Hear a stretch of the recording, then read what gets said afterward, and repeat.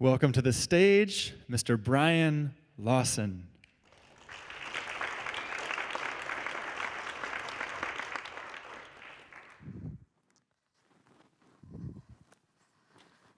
There is something more to each of us. Struggle hidden right there in plain sight. And I'd like to share with you something about hidden struggles that I learned from a bunch of pricks.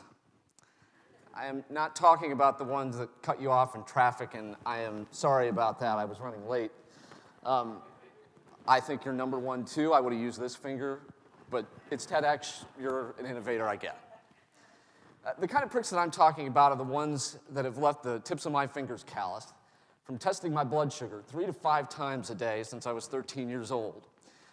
I've lived kind of a public career. I was 9.5 years as a sports anchor on local television. I've spent the last 10 in public relations, but what I don't often share publicly or privately for that matter is that I struggle every day as a type 1 diabetic.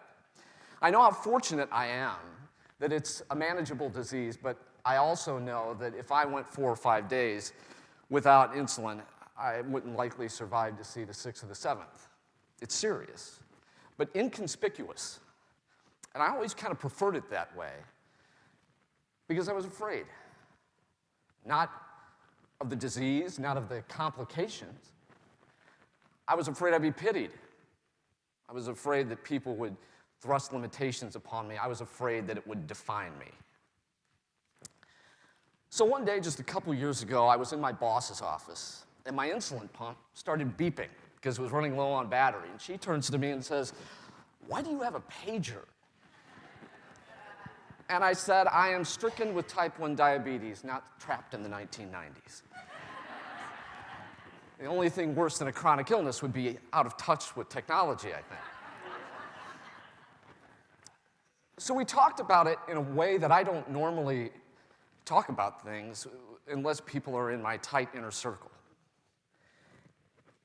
We talked about being diagnosed as a teenager, what it's like living with this day to day.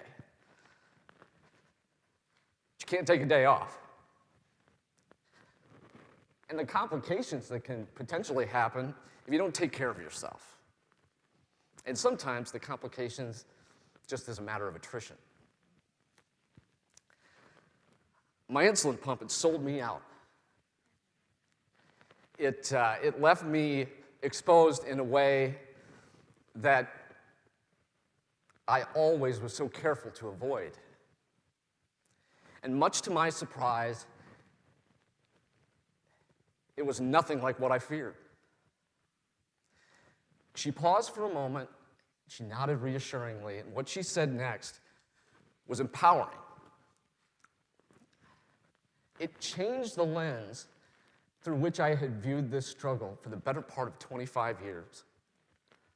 But what I was most grateful for was the more far-reaching lesson that it taught me. And it's one that would be a privilege to share with you, if you'd be so gracious as to give me just 3 more minutes. Thank you.